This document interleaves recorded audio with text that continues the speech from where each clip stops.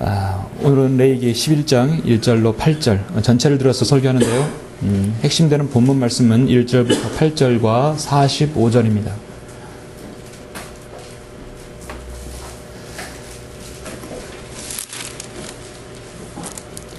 사실 이렇게 레위기 강의는 저도 처음이고요. 또 사역 9년 만에도 처음입니다. 레위기를 다시 한번 언제 강의할 수 있는 기회는 적어도 5년 내에 없을 것 같아요. 예, 자주 할 수는 없죠. 예.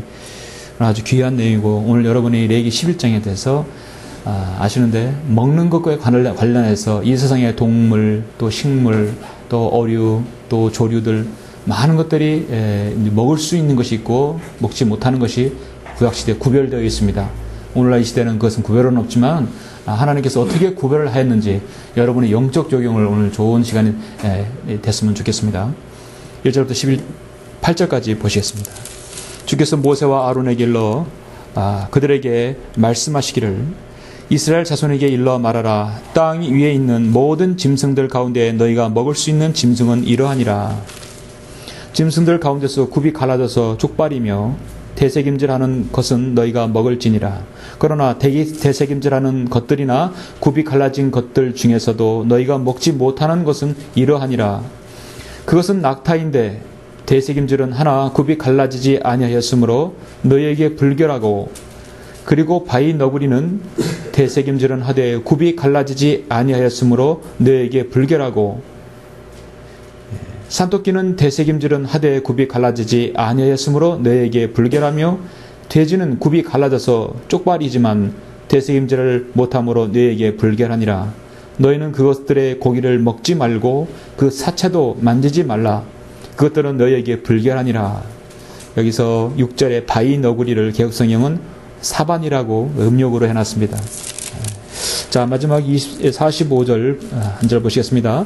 이는 내가 너희의 하나님이 되려고 이집트 땅에서 너희를 데리고 나온 주임이라. 그러므로 너희는 거룩하라. 이는 내가 거룩함이라. 아멘. 오늘 설교 제목은 내가 거룩하니 너희도 거룩하라. 내가 거룩하니 너희도 거룩하라 라는 제목으로 강의 설교를 하겠습니다. 지난주까지는 우리는 제사장의 직무와 관련해서 8장, 9장, 10장을 보았습니다. 10장에서는 나답과 아비후가 잘못된 불을 들이다가 죽게 되었죠. 이제 우리는 11장부터 15장까지 백성들이 지켜야 할 정결의 규례에 대해서 우리는 이제 배울 것입니다. 10장 10절에 보니까 너희가 거룩한 것과 거룩하지 않는 것, 불결한 것과 깨끗한 것 간의 차이를 구별하라 하겠습니다. 하나님께서는 불결한 것과 깨끗한 것의 차이를 구별하는 것에 대해서는 중요하게 말씀하셨죠. 이제 11장부터 15장까지 우리가 볼 텐데, 11장은 음식에 관한 규례, 먹을 것과 먹지 못할 것을 구별하였고, 12장에서는 산모에 대한 규례, 그 다음에 13, 14장은 문둥병에 대한 규례, 그리고 15장에서는 유출병에 대한 규례. 참으로 여러분 레위기가 참 어렵게 느껴졌지만 여러분 배울수록 진귀한, 정말 아주 중요한 영적 진리들이 담겨져 있는 것을 여러분이 확인할 수 있을 것입니다. 하나님께서는 개인의 도덕적인 죄를 다루는 법뿐만 아니라 여기서는 지금 정결한 것, 깨끗한 것은 도덕적인 정결이 아니라 의식적으로 정결해지라고 주님께서 말씀하십니다. 자신이 하나님의 거룩하신 성품을 반영한 것이죠. 유대인들은 도덕적인 죄가 아니라고 해서 아무 것이나 행해서는 안 됩니다. 그들의 행위는 율법 의식들도 구별되었습니다. 이 모든 법들에서 하나님께서 거룩하신 성품이 반영되었다고 성경은 레위기 11장 44절에서 말씀하고 있죠. 나는 주 너희 하나님이라. 그러므로 너희는 스스로 성결케 하여 거룩하게 될지니라. 이는 내가 거룩함이라. 거룩하게 되려면 하나님께서 성별된 것만 먹어야 합니다. 우리는 오늘 레위기 11장에서 음식에 관한 규례를 보고자 합니다. 음식에는 크게 두 종류로 제시되는데, 먹을 수 있는 것과 먹지 못하는 것을 나눕니다. 그리고 두 번째는 짐승의 사체를 만지는 것에 대한 문제입니다. 그러니까 레위기 11장은 먹는 것과 먹을 수 없는 것, 그리고 짐승의 사체, 그 시체를 먹는 것에 관한, 시체를 만지는 것에 관한 문제죠. 먹는 것과 연관해서는 땅에 짐승이 있고 바다에 또 민물에 물고기가 있죠. 짐승과 물고기와 하늘을 나는 조류가 있습니다. 각각 불결한 것과 불결한 정결한 것들에 대해서 하나님께서 구별해 놓으셨습니다. 그리고 그 불결한 짐승의 사체, 정결한 짐승의 사체를 만졌을 때 어떻게 구별하는 것인가. 오늘 우리는 먹는 것과 마시는 것과 관련해서 생명의 근원인 피를 제외하고는 모든 것을 하나님께서 신약시대에 먹으라고 또 양심에 따라 결정하도록 하셨습니다. 고린도전서 8장 12절에 보면요. 그러므로 너희가 형제들에게 그렇게 죄를 짓고 또 그들의 약한 양심에 상처를 주는 것은 것이 곧 그리스도의 죄를 짓는 것이라 했습니다. 야, 넌 이 돼지고기도 못 먹냐? 너는 이런 것도 못 먹냐? 너는 오리도 못 먹냐? 상처 주면 안 된다는 거예요. 그건 곧 예수 그리스도께 죄를 짓는 것이라 했습니다. 왜냐하면 고린도서 10장 25절에서 고기시장에서 파는 것은 무엇이나 양심을 위하여 묻지 말고 먹으라 했어요. 내 입에 비유가 맞지 못하면 안 먹어도 되는 것입니다. 그거를 가지고 왈가불가 우리가 논쟁할 필요가 없다는 것이죠. 오늘 본문의 사항은 지금 신약시대가 아니라 율법시대입니다. 먹어야 되는 것은 먹을 수 있지만 먹지 말아야 되는 건 반드시 먹지 말아야 합니다. 여러분, 그래서 율법은 행위이죠. 반드시 지켜져야 합니다. 하나님께서 불결하다고 하신 것은 상당수가 우리가 아무런 제약 없이 익혀서 먹고 있죠. 돼지고기는 우리가 익혀서 충분히 먹을 수 있죠. 여러분, 삼겹살, 수육 얼마나 맛있습니다. 예. 그런 짐승과 생물들이 특별한 어떤 파충류를 제외한 생물들은 영양학적으로나 이생학적으로 문제가 없는 것도 있습니다. 그러나 이스라엘 백성이 어떤 민족입니까? 하나님의 간섭으로 초자연적으로 그들은 이집트에서 나온 백성들입니다. 하나님께서 그 구별된 민족을 세우셨고 철저하게 성별을 요구하셨어요. 구별하셨고 성별을 요구하셨으면 먹는 것까지도 성별을 해야 합니다. 그래서 우리는 레위기 11장을 통해서 그동안 여러분이 구약 레위기에서 보면 민수기하고 레위기 보면은 신명기하고 레위기 보면 분명히 먹을 것과 먹지 못할 것이 구별되어 있는데 어떻게 해야 될 것인가. 오늘 여러분 이 장을 통해서 확실한 구별을 보고 왜 하나님께서 이걸 이렇게 구별하셨을까, 그 의미를 우리가 알길 바랍니다. 거기서는 영적인 교훈들을 우리가 얻을 수 있죠. 레위기 11장 45절에서 제가 본문을 말씀드렸습니다. 이는 내가 너희의 하나님이 되려고 이집트 땅에서 너희를 데리고 나온 주임이라. 그러므로 너희는 거룩하라. 이는 내가 거룩함이라. 자, 베드로전서에서 동일한 말씀하였죠. 자, 베드로전서 1장 14절 제가 봉독합니다. 14, 15절 보면 순종하는 자녀들로서 이전에 무지하였던 정욕에 너희 자신을 맞추지 말고 오히려 너희를 부르신 그분께서 거룩하신 것처럼 너희도 모든 행실에 거룩하라. 이는 기록되기를 내가 거룩하니 너희도 거룩하라고 하시기 때문이라. 내가 거룩하니 너희도 거룩하라고 말씀하셨습니다. 이 레위기에 반영된 말씀이죠. 오늘 우리가 거룩한 행실에는 신약성도 우리들은 사도 바울의 서신서들을 그대로 따르면 될 것입니다. 그러나 구약에는 하나님께서 철저하게 규정을 해놓고 오셨어요. 그 규정을 지켜야 합니다. 구약 성도는 율법을 행위를 지켜야 되고 신약 성도는 사도 바울 서신서를 지키면 되겠죠. 자, 우리가 오늘 11장에서 볼 수 있는 말씀은 우리 성경도로 믿는 이 시대 우리 그리스도인들에게 무엇을 의미하는 것인가. 자, 레위기 11장은 약간 길어서 네 가지로 분류해 놓았습니다. 자, 첫 번째는요.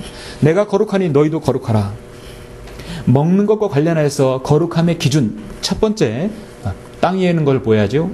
땅 위의 동물은 먹을 수 있는 조건은 굽이 갈라지고 되새김질해야 합니다. 굽이 갈라지거나 되새김질이 아니라 굽이 갈라져야 되고 되새김질 두 가지를 만족해야 먹을 수 있습니다. 본문에서 11장 3절에서 8절까지 보시면 먼저 3절의 기준이 나오죠. 짐승들 가운데서 굽이 갈라져서 쪽발이며 되새김질하는 것은 너희가 먹을지니라.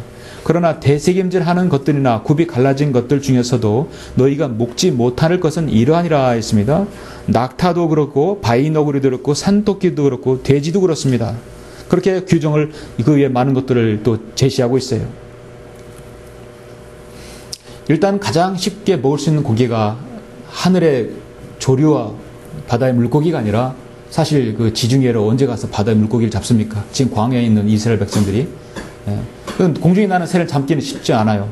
가장 쉽게 접할 수 있는 것은 땅 위의 동물이죠. 예, 그래서 가장 땅 위의 동물을 먼저 규정을 해 놓았습니다. 쉽게 어디서든지 이렇게 접할 수 있는 것입니다. 땅 위의 짐승이 첫 번째, 가장 중요한 그들의 삶의 수단이요, 양식인 것입니다. 하나님께서는 땅의 짐승 가운데 먹을 수 있는 짐승과 먹지 못하는 짐승의 굽이 갈라진 것과 되새김질하는 것을 기준으로 삼았습니다. 즉 굽도 갈라지고 되새김도 하는 것이 정결한 짐승인 것입니다. 이 모두를 만족해야 합니다. 굽이 갈라지거나 되새김질하는 것이 아니라 굽이 갈라져야 하고 되새김질해야 합니다. 말씀드렸듯이 낙타, 되새김질을 하나 굽이 갈라지지 않았으므로 불결합니다. 돼지는 굽이 갈라졌지만 되새김질을 하지 못하죠. 자, 첫 번째 우리가 굽이 갈라졌다. 이 의미를 우리가 바로 알아야 할 것입니다. 하나님께서는 동물을 먹는 첫째 조건은 굽이 갈라진다고 먼저 제시하셨죠. 이 영적인 의미는 무엇입니까? 그리스도인은 곧 세상으로부터 철저히 분리되어야 함을 말씀하고 있는 것입니다. 그리스도인은 성별의 삶을 세상으로부터 살아야 합니다. 세상으로부터 분리된 삶을 살아야 합니다. 세상의 악한 세력과 악한 영향과 악한 교제로부터, 이단 교리로부터 분리해야 합니다. 성경은 요한일서 2장에서 세상도 세상에 있는 것들도 사랑하지 말라 했습니다. 누구든지 세상을 사랑하면 아버지를 사랑하는 함이 그 안에 있지 아니하니 이는 세상에 있는 모든 것이 육신의 정욕과 안목의 정욕과 생의 자랑이라 했습니다. 아버지께 속한 것이 아니라 세상에 속한 것이기 때문이라 했습니다. 왜냐하면 세상의 정욕도 사라지지만 하나님 뜻을 행하는 자는 영원히 거하느니라고 성경은 분명하게 말씀합니다.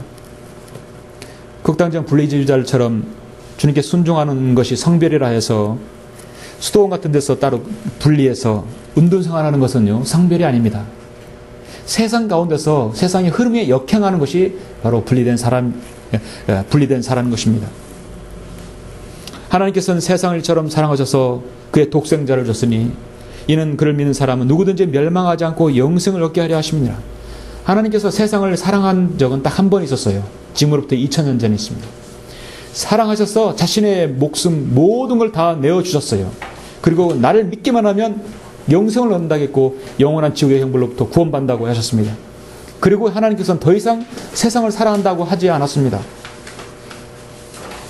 너희는 그래서 이 세상과 일치하지 말고 너희 마음을 새롭게 함으로써 변화를 받아 하나님의 선하시고 기뻐하시고 온전하신 뜻이 무엇인지 입증하도록 하라. 오늘 로마서 오전은 12장 말씀 보셨죠? 그리스도인은 성경에 대한 믿음을 뒤엎을 만한 그 어떤 것에서도 자신을 분리시켜야 합니다. 그리스도인은 자신의 간증을 파괴할 만한 어떤 것으로부터 자신을 분리해야 합니다. 골로새 3장 17절에서 말씀하는 같이 행실에 있어서나 무엇을 하든지 모든 것을 예수 그리스도의 이름으로 할 수 있다면 성별한 삶을 살아야 합니다. 그리스도인은 자신의 행동이 다른 지체를 넘어뜨리는 결과를 낳는다면 그것도 피해야 합니다. 그리스도인은 자신의 몸을 해치는 어떤 곳으로부터 자신을 분리시켜야 합니다. 우리 몸은 성전입니다. 이런 것들이 합당하다면 우리는 성별된 삶을 살 수 있는 것이죠. 오늘날 요즘 라우드게 시대의 가장 중요한 분리된 삶은 바로 교리로부터의 분리죠. 만일 누군가가 다르게 가르치고 건전한 말씀, 곧 우리 주 예수 그리스도의 말씀과 경건에 따른 교리에 일치하지 아니하면 성경은 그런 데서 내 자신은 빠져나오라, 분리해야 하는 것입니다. 내 자신은 빠져나오라. 그 자리에서 있어야 할 이유가 아무것도 없어요. 그래서 하나님께서 먼저 굽이 갈라졌다는 얘기에서 우리가 분리된 성별된 삶을 살아가는 것이죠. 그 의미를 볼 수 있습니다. 또 하나는 되새김질하다. 하나님께서는 깨끗하고 여기는 그 동물의 특징이 되새김질하는 것입니다. 되새김질하는 동물을 일명 반추동물이라고 하죠. 반추라고 하는 것은 한번 삼킨 먹이를 다시 개워내어서 다시 씹는 것을 일컫는 것입니다. 한 번에 소화가 곤란한 식물 그런 것을 먹는 초식동물이 대부분 그런 반추동물이죠. 소나 양이나 사슴이나 기린, 술록들이 있습니다. 이런 것들이 특히 소나 양, 염소가 바로 하나님께서 예물을 받으시는 것이죠. 반추동물은 위가요 한 3개 내지 4개가 됩니다. 1차, 2차, 3차, 4차로 나눠져 가지고 한번 먹어서 개워서 다시 걸러 가지고 1차, 2차, 3차로 나누어서 소화가 됩니다. 그래서 반드시 대새김질 하게 되죠. 시골에서 농사 지시는 분들 여러분 보실 것이에요. 손은 계속 씹죠. 다시 겨워서 씹습니다. 동물의 대세김질은 그리스도인이 하나님의 말씀을 하나도 땅에 떨어지지 아니하고 모두 경청하고 그 말씀을 잘 준행하는 것의 좋은 모형입니다. 하나님께서는 자신의 말씀을 순종하는 자들을 너무도 사랑하십니다. 또 그런 자들을, 여러분 같은 자들을, 사람들을 찾으십니다. 하나님의 말씀의 중심을 사는 사람들입니다. 하나님을 사랑한다고 하면서 영감으로 기록되고 섭리로 보존하시는 성경을, 말씀을 존중하지 않으면 하나님께서도 그 사람을, 그 인생을 존중하지 않습니다. 그건 가증하고 이선적인 것입니다. 하나님을 사랑한다면서도 말씀에서 돌이키고 기도만 하면 축복받는다고 하는 것들은 하나님께서 율법을 듣는 데서 길을 돌이키는 자는 그의 기도마저도 가증한 것이라고 잠언 28장 9절에서 말씀합니다. 그건 하나님을 존중하는 것이 아니고 자기를 사랑하는 거죠. 그래서 이 세상의 종교들은요, 자기 편한 대로 섬기는 거예요. 자기 하고 싶은 대로 하는 겁니다. 나를 존중하는 자들을 내가 존중하고 나를 멸시하는 자들을 내가 소홀히 여기리라 했습니다. 여러분, 하나님 말씀을 사랑하시죠? 말씀을 사랑하고 이 하나님 말씀 한글 김정인 성경을 최종권으로 여기시죠? 그러면 여러분 정말 하나님을 사랑하는 사람들입니다. 이 말씀이 지식의 보고요, 지혜의 원천이며 명철의 근원입니다. 이 말씀의 최종 권위라고 해서 자동적으로 여러분이 말씀을 사랑하는 게 아니라 이 말씀을 여러분이 읽고 묵상하고 암송하고 또 상고하고, 상고란 말은 공부한단 말입니다. 그리고 들어야 합니다. 믿음은 들음에서 나오죠? 여러분 말씀을 듣기도 하고 또 오전 성경부처럼 공부도 하고 때로는 여러분 암송도 하고 또 묵상도 합니다. 또 읽기도 합니다. 여러분 묵상은 얼마나 중요합니까? 여러분 그날의 양식 여러분 읽고 계시죠? 참으로 그냥 쉽게 넘어가지 못할 내용들이 있을 것입니다. 묵상하는 것이에요. 소나 양이 먹은 걸 다시 개원해서 씹듯이 우리가 먹은 영적 양식을 다시 한번 음미하는 것이에요. 자신의 삶과 적용을 시키는 거예요. 얼마나 아름다운 삶입니까? 바로 하나님 말씀이 나의 양식이 되는 것이죠. 내가 이런 것들을 형제들에게 기억하게 한다면 너는 내가 따르던 믿음의 말씀들과 좋은 교리의 말씀들로 양육을 받아 예수 그리스도의 훌륭한 일꾼이 되리라. 정말 믿음의 말씀과 좋은 교리의 말씀, 은혜의 말씀과 진리의 말씀으로 양육을 받는 것은 여러분이 읽고 묵상하고 암송하고 상고하고 들어야 되는 것입니다. 그것이 곧 여러분이 여기서 말씀하고 있는 대세김질하는 동물처럼 그렇게 여러분이 말씀을 계속해서 피드백을 시키는 것이죠. 오늘 우리 그리스도인 이 시대에 해당하는 이 거룩해지는 것은요, 고기를 구별해서 먹는 것은 아닙니다. 고기를 먹는 것에 관해서는 로마서하고 고린도 10장에서 자세히 나오는데요. 고기 시장에서 파는 것은 무엇이나 양심을 내어 묻지 말고 먹으라 했습니다. 이는 땅과 거기에 충만한 것이 다 주의 것이라 하겠습니다. 무엇을 여러분 먹는 것은 중요한 게 아닙니다. 이 시대는요. 무엇을 위해서 먹고 그것을 먹어서 무엇을 하느냐가 중요한 것이죠. 우리가 이걸 먹고 무엇을 하느냐가 중요한 겁니다. 오늘 우리가 살기 위해서 무엇을 먹느냐가 중요한 것이 아닙니다. 무엇을 먹을까, 입을까, 마실까 염려하지 말라 했어요. 주님께서는 듣고 깨달으라. 입으로 들어가는 것이 그 사람을 더럽히는 것이 아니라 입에서 나오는 것이 사람을 더럽힌다고 우리 주님께서 분명하게 마태복음 15장에서 말씀하겠습니다. 거듭나지 못한 자연인들은 무엇을 먹기 위해서 살지만 그리스도인은 하나님 일을 하기 위해서 사는 사람들입니다. 거듭나지 못한 사람은 무엇을 먹기 위해 살지만 우리 그리스도인은 하나님의 일을 하기 위해서 먹는 거예요. 세상 사람들은 자신의 식성이 있고 탐욕이 있고 탐식이 있습니다. 욕망을 채우기 위해서 무엇이든 먹는 사람들이 있습니다. 그 목사님의 그 죄의 목록 보면 탐식 있죠? 탐식.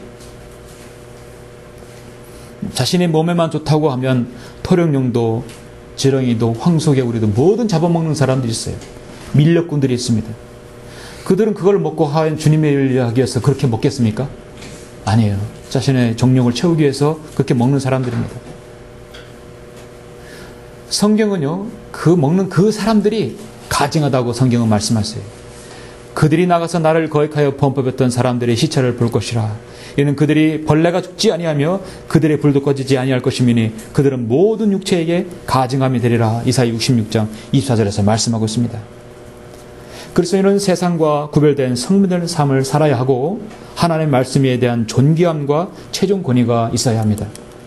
구분 갈라졌으나 대세김질하지 못하면 성별되었지만 말씀에 소홀히 하는 반면 하면 충분한 불충한 그리스도인이 된다는 것을 알려주고 있어요. 말씀에 충실하지만 여전히 세상에 한 발, 교회 한 발이면 자신을 지옥에서 구원하신 주님께서는 그곳에서 하루속히 성별하라고 하는데 그걸 지금 성별하지 않는 것이에요.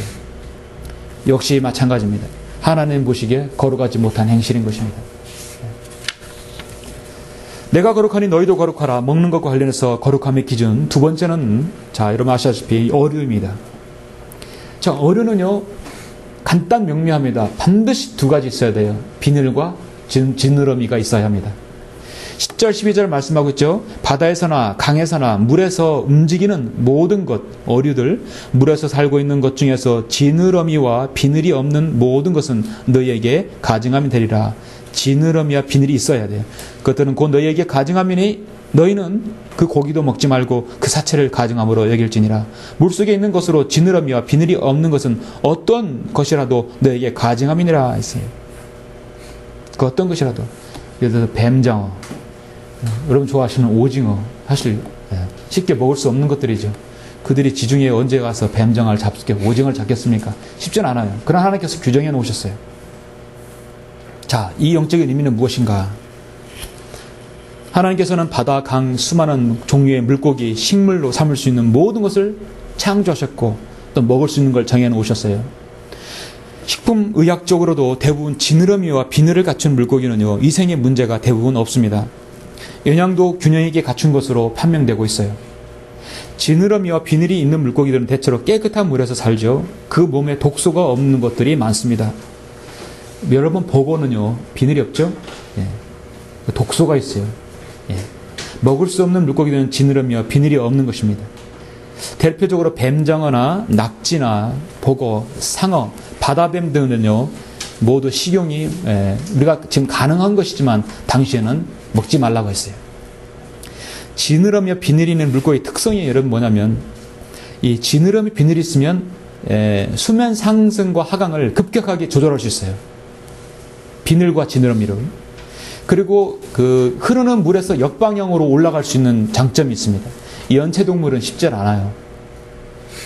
연체동물은 주로 깊은 곳으로 어둠 속으로 숨어서 기다리는 생물들이죠. 그러니까 수면 상승과 하강에 있어서 진행 방향을 잡아서 나가는데 특유의 장점이 있어요. 남태평양의 연어는 때론 거친 물살을 거슬러 올라가는 것을 여러분 보셨습니다.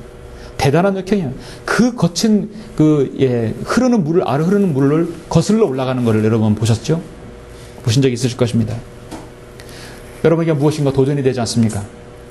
그리스도인은 살아가는 방향이 분명해야 한다는 걸 알려주고 있습니다. 때로는 흐르는 물을 거슬러 나갈 줄도 알아야 합니다. 한 곳에 머물러 있거나 타의에 휩쓸려서 가는 삶은 안됨을 의미하는 것입니다.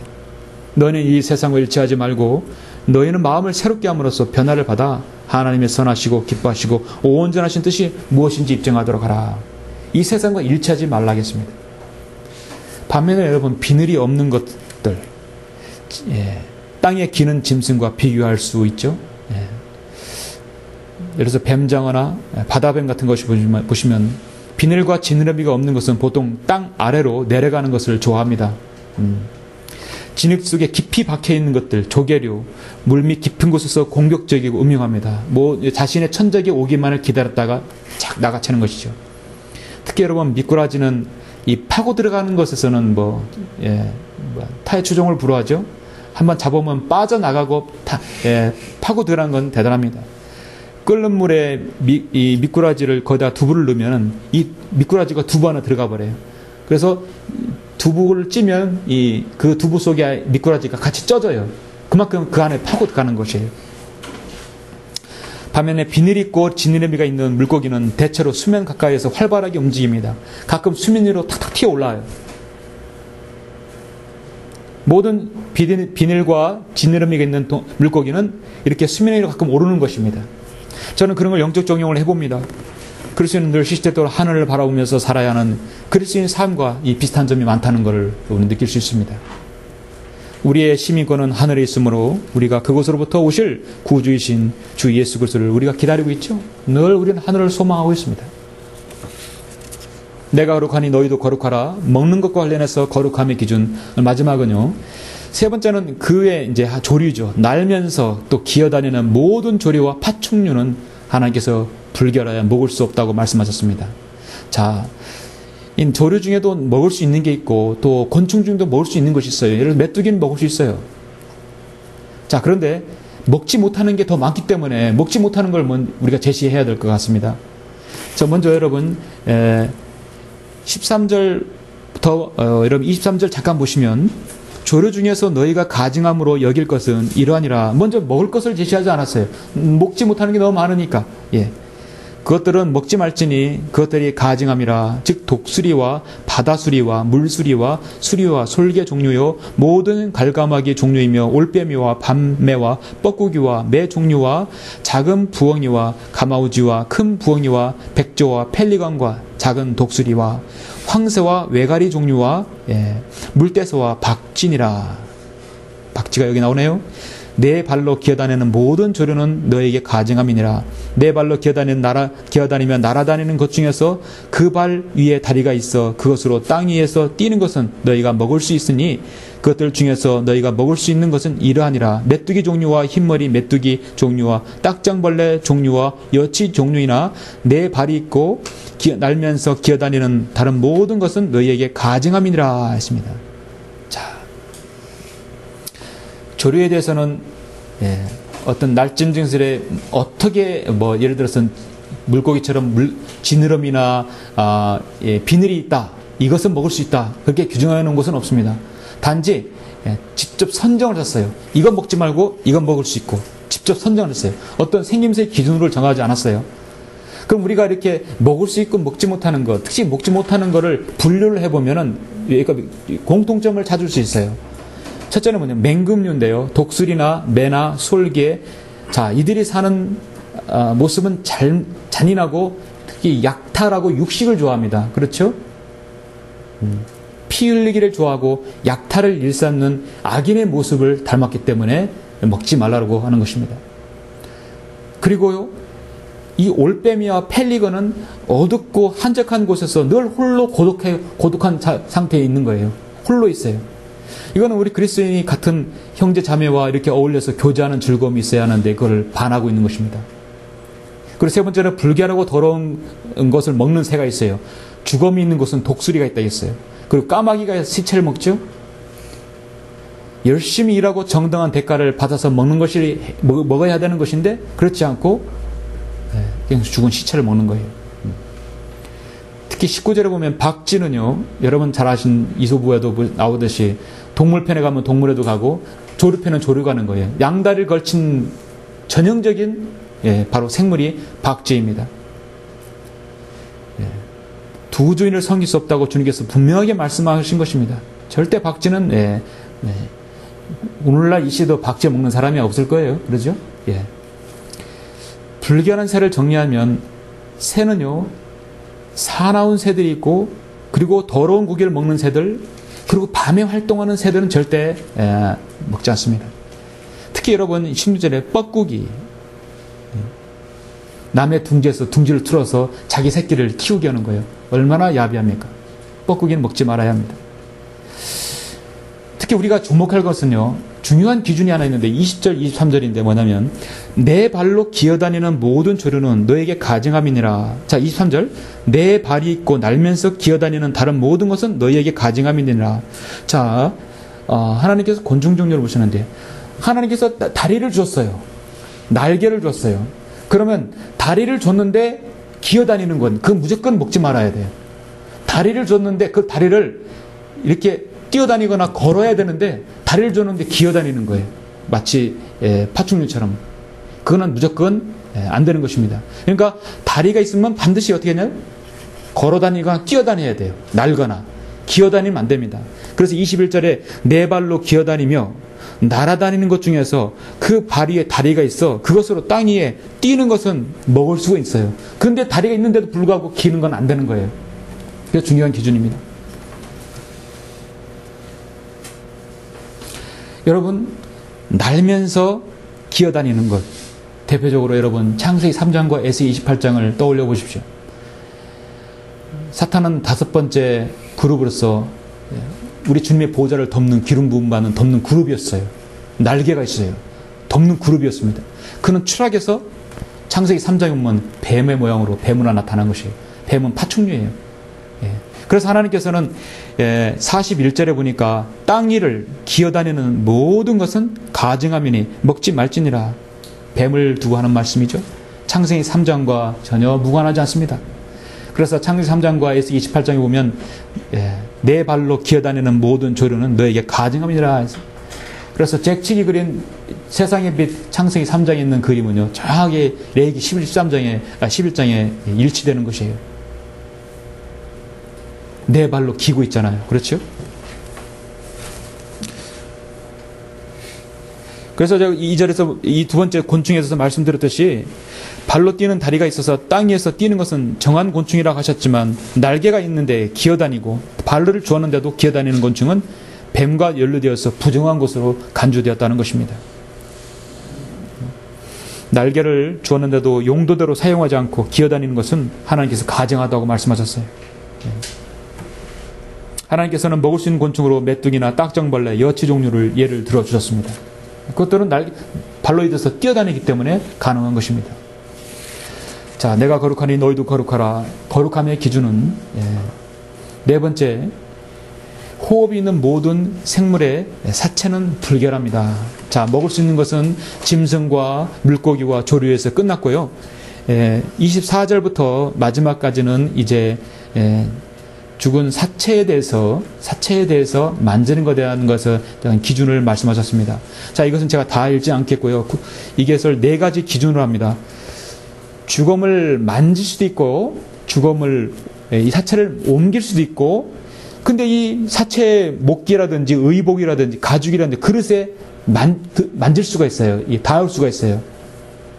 아니면 질그릇이나 화덕이나 그런 부분에서 닿을 수 있어요. 그래서 이 4가지로 분류합니다. 먼저 만졌을 때, 그래서 여러분 24절을 잠깐 보시면 이런 것들은 너희를 불결하게 하니 그것들의 사체를 만지는 자는 저녁까지 불결하게 되리라. 27절에 잠깐 보시면 네 발로 다니는 각종 짐승 중에서 발바닥으로 다니는 것은 무엇든지 내게 불결하니 그 사체를 만지는 자는 누구나 저녁까지 불결하리라. 만지면 안 돼요. 31절 모든 기다리는 것 중에서 이것들은 너희에게 불결하니 누구든지 그것들이 죽었을 때에 만지는 자는 저녁까지 불결하리라. 저녁까지 불결하리라. 그 다음에 39절에서 마찬가지입니다.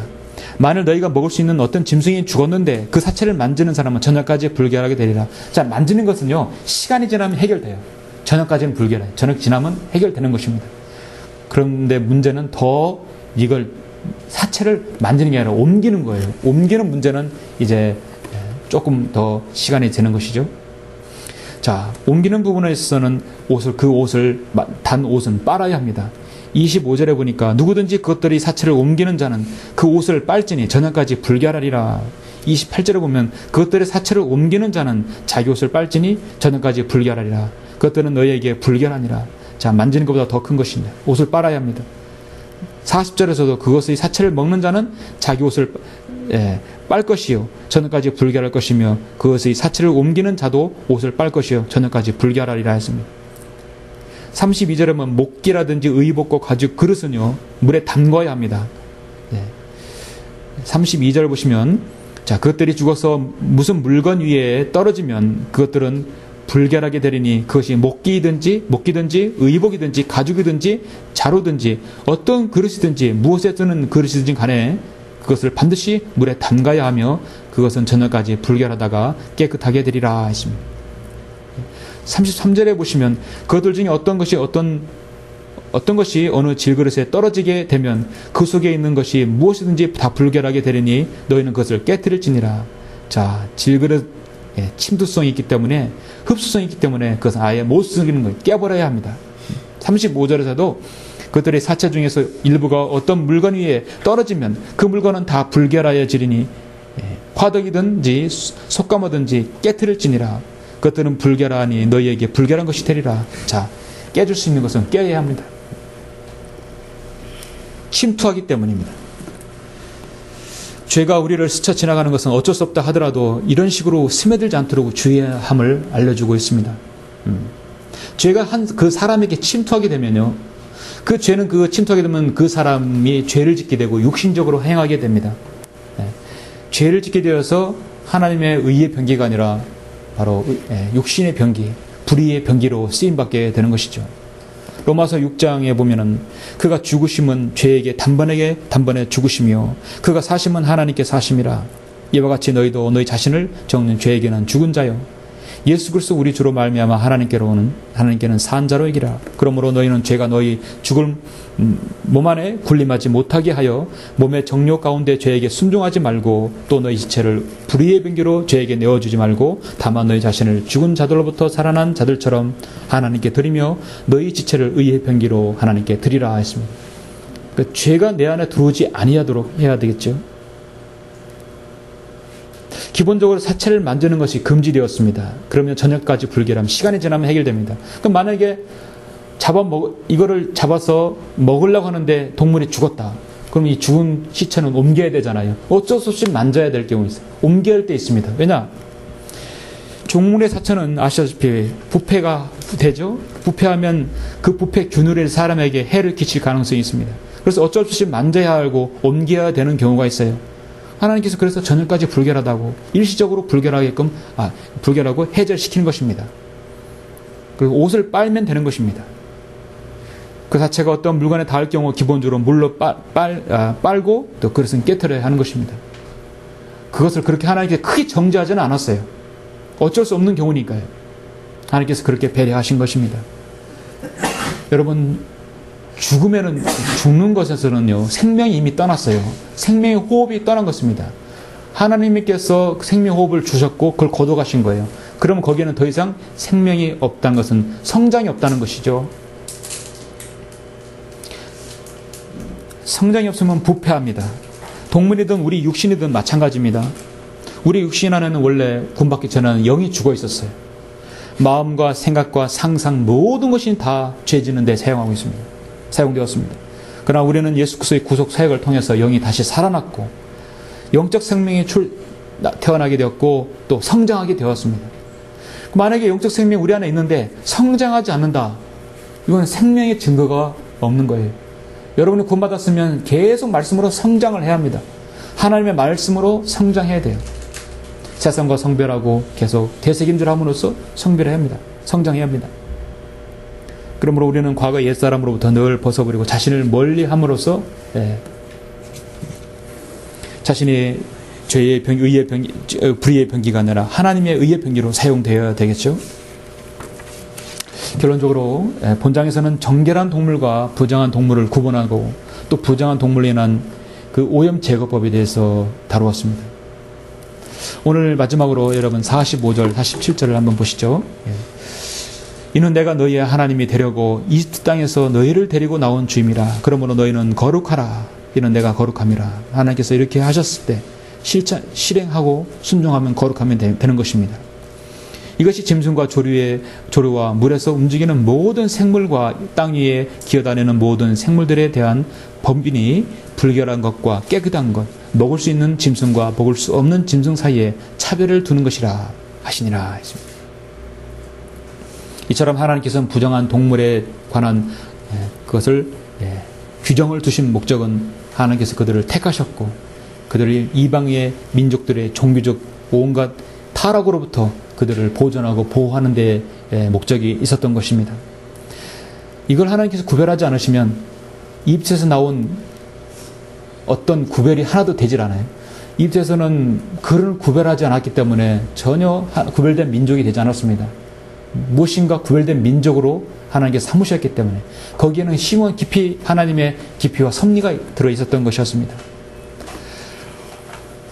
우리는 오늘날 신약시대에 때로는 이런 규정이 정말 이방인들에게 이해할 수 없는 규정이 될 수 있어요. 이걸 만약에 신약시대에 적용시키게 되면 우리는 가려먹을 게 너무 많아요.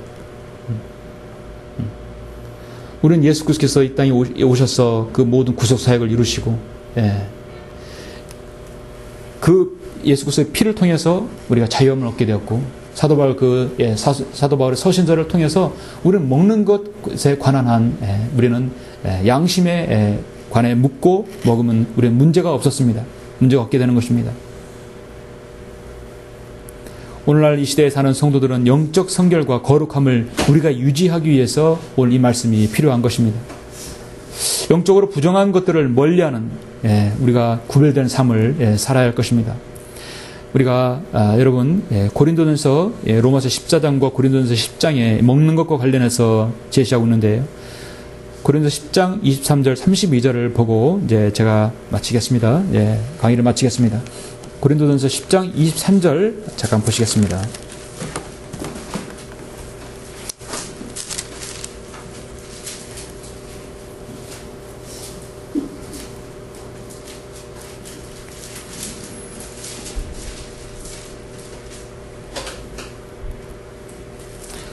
요즘에도 제도권 교회 다니는 사람들 보면은 이걸 구별을 못해. 이 고린도서 10장하고 로마 14장을 의미를 몰라요. 개혁성이기 때문에 의미를 몰라요. 가령 옆집에서 고사지난 떡이라든지 절편을 머리 누른 고기를 줬다고 해서 그거는 마귀에게 바쳐진 제물이기 때문에 먹으면 큰일 난다. 그건 죄가 된다. 그렇게 가르치는 거예요. 옛날에도 우리 제도권 교회 다닐 때 몰랐어요. 이거는 절에 간 음식이다. 이것은 무당에 굿해가지고 만든 음식이다. 그래서 그거는 부정하다. 그거 먹으면 죄가 된다. 옛날에 그렇게 해서 정말 무서워서 만지지도 않았어요. 그러나 그 사람의 양심에 이건 하나님께서 먹으라고 하셨고 또 이것이 내 양심에 관해서 신앙 양심에 전혀 문제되지 않으면 여러분 먹고 드시고 소화시켜도 괜찮습니다. 괜찮아요. 육체에서는 피했기 때문에 피 자체를 먹는 것은 안 되지요. 다른 것은 여러분이 하나님께서 여러분 허락하신 것입니다.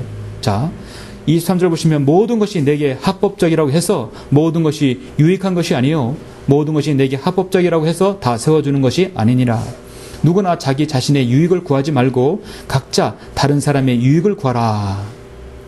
그리스도인의 배려를 말하는 것이에요. 누구나 자기 자신의 유익을 구하. 나는 먹을 수 있는데 다른 사람은 다 못 먹어요. 그렇다고 해서 자신 있게 자랑스럽게 먹는 것도 다른 사람에게 혹시 양심에 다른 사람에게 신앙에 걸림돌이 있다면 굳이 먹을 필요가 없는 것입니다. 고기 시장에서 파는 것은 무엇이나 양심을 하여 묻지 말고 먹으라. 이는 땅과 거기에 충만한 것이 다 주의 것이기 때문이라. 만일 믿지 않는 사람 중에 누가 너희를 잔치에 청해서 너희가 가고 싶거든 양심을 위하여 묻지 말고 너희 앞에 차려놓은 것은 무엇인지 먹으라. 그러나 만일 어떤 사람이 너희에게 말하기를 이것은 우상들에게 바쳐진 제물이다 라고 하거든 알려준 그 사람과 양심을 위하여 먹지 말라. 이는 땅과 거기에 충만한 것이 다 주의 것임이라. 내가 말한 양심은 내 자신의 것이 아니라 남의 것이니 어찌하여 나의 자유가 다른 사람의 양심으로 판단을 받겠느냐. 내가 말한 양심은 내 자신의 것이 아니라 남의 것이라. 성경은 그렇게 말씀하고 있어요. 내가 양심이 괜찮다고 해서 무조건 먹어서 다른 사람에게 영적으로 문제가 된다고 가정하면 그거는 굳이 먹을 필요가 없다는 얘기죠. 그거 안 해도 먹을 건 얼마든지 많습니다. 그래서 내가 먹고 먹지 않는 것은 다른 사람의 양심도 고려하라는 것이죠. 그래서 이 로마서 10장은 서로 그리스도인의 서로 존중하면서의 관계를 얘기하는 것이지만 고린도전서는 믿지 않는 사람들을 두고 얘기하는 거예요. 그 사람 양심까지 고려해서 배려하라는 얘기죠. 만일 내가 감사함으로 참여하면 내가 감사하는 것에 대하여 왜 비난을 받겠느냐. 가령 여러분 목이 마른데 병이 없어요. 그런데 거기에 소주병이 있다는 얘기예요. 소주병인데 거기다가 수돗물을 뭉타서 마시면 나는 술을 먹는 게 아니라 물을 마시는 거예요. 근데 믿지 않는 사람 보면 저 술 마시는 거로 보이잖아요. 오해할 수 있어요. 굳이 목이 마르더라도 술병이라면 내가 안 먹는 게 낫다는 얘기예요. 다른 사람에게 오해가 간다기 때문에 다른 사람 양심까지 내가 그렇게 훼손해서는 안 된다는 것입니다. 배려해라는 것이죠. 내가 조금 먹는 걸 참을지라도 다른 사람 양심까지 배려하라는 얘기죠. 31절 그러므로 너희가 먹든지 마시든지 무엇을 하든지 다 기준은 하나님의 영광을 위하여라. 어떤 것이든 마찬가지입니다. 바로 이것이 하나님께서 말씀하신 오늘 신약시대에 먹는 것에 관련한 사도 바울의 아주 정확한 결론인 것입니다. 강의를 마치겠습니다. 기도하시겠습니다.